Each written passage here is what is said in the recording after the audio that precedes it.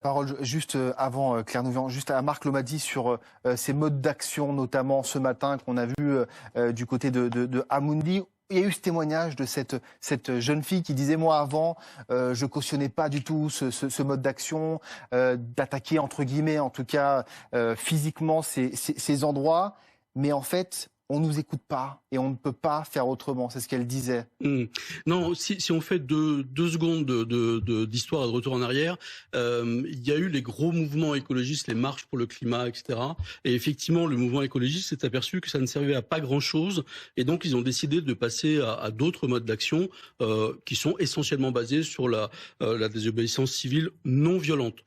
Pour l'instant, ça reste la règle de base. Donc là, on a vu 2 coups de marteau sur une vitrine. Bon, c'est pas, on reste dans les limites de la désobéissance civile non violente. Il y avait une crainte l'année dernière, qui était qu'à l'occasion de Sainte-Soline, on a vu des affrontements cette fois-ci très violents avec la police, qui est effectivement une radicalisation des modes d'action du mouvement écologiste. En fait, c'est pas ce qui s'est passé.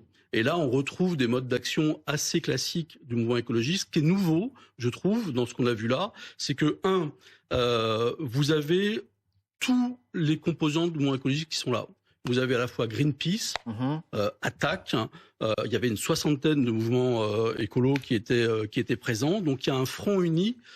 Et la deuxième chose qui est nouvelle, c'est que il y a une panoplie d'actions qui se mettent en œuvre, qui vont du sit-in, de l'opération coup de poing, comme on l'a vu chez Lafarge par exemple, à des actions en justice. Et puis, vraiment la dernière nouveauté, c'est l'interpellation des actionnaires et des milieux financiers. Et de ce point de vue-là, le fait qu'ils aillent chez Amundi, c'est très intéressant, parce que Amundi, on l'a dit, filiale du Crédit Agricole, premier actionnaire de Total, ils ont 6,5% des parts de Total. Ça risque de faire bouger un petit peu les choses. Et il y a une autre chose qui est intéressante dans le contexte actuel, c'est que Total a été écarté d'un fonds d'investissement socialement responsable par le gouvernement, qui a réformé ce fonds de manière à écarter Total. Et ça, le patron de Total, Patrick Pouyanné, le dit dans une interview au Figaro aujourd'hui, c'est que le message qui est envoyé, c'est que notre stratégie n'est pas la bonne. Et donc, ça risque de décourager des investisseurs.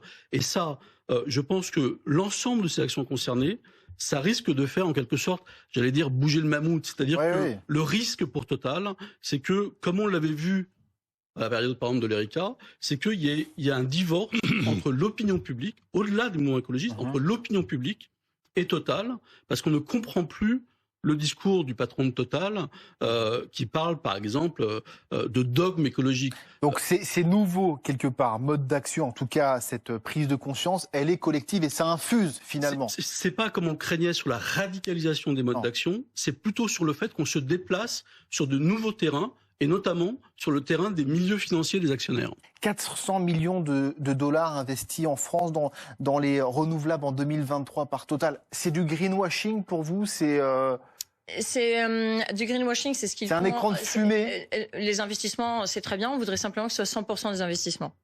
Et c'est pas le cas. C'est 70% sur des fossiles. Le greenwashing, il intervient quand justement, comme monsieur le disait, en nous servant sur un plateau, en fait, le genre de discours qu'on entend, qui fait reposer sur le consommateur la responsabilité de ce qui est en train de se passer dans le monde. Je suis désolée, ça ne marche pas. C'est pas vous et moi qui sommes responsables des choix de Total Energy, malheureusement. Mais on est dans une structure capitalistique. C'est les actionnaires qui décident. Les actionnaires, ils veulent quoi? Une maximisation de leurs profits. Un point, c'est tout.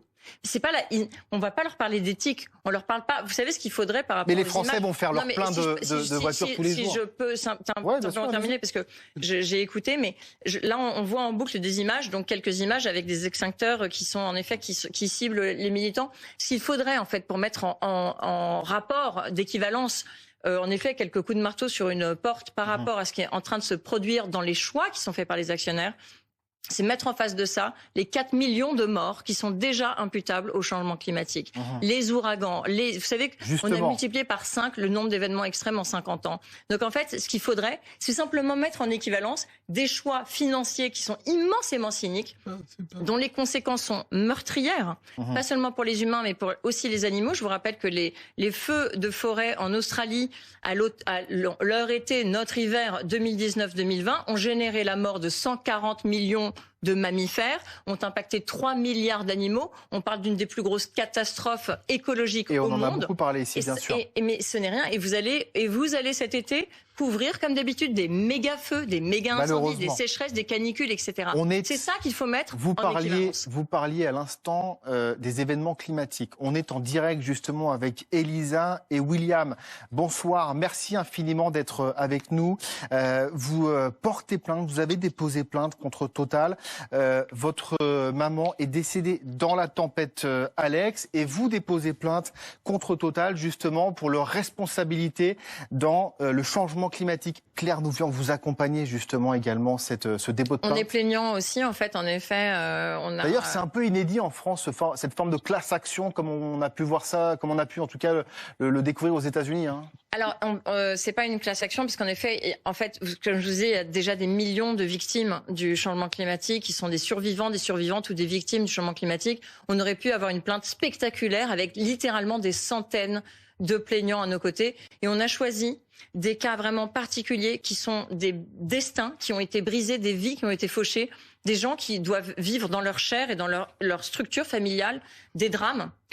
Tous ont un point commun, c'est que les événements climatiques dont ils ont souffert, ces tragédies qui ne sont plus des catastrophes naturelles, qui sont des catastrophes liées aux énergies fossiles, ont toutes été attribuées scientifiquement au changement climatique. Il y a une nouvelle discipline en science qui s'appelle la science de l'attribution et qui permet justement de dire c'est pas une énième crue ou une énième tempête, c'est une tempête plus violente, plus fréquente, rendue plus probable et plus intense par le changement climatique avec des publications scientifiques. Et c'est pour ça que notre plainte est tout à fait originale parce qu'elle cible non seulement le conseil d'administration, le PDG de Total, Patrick Pouyanné, mais aussi les actionnaires, mais basée sur une robustesse scientifique qui est totalement inédite.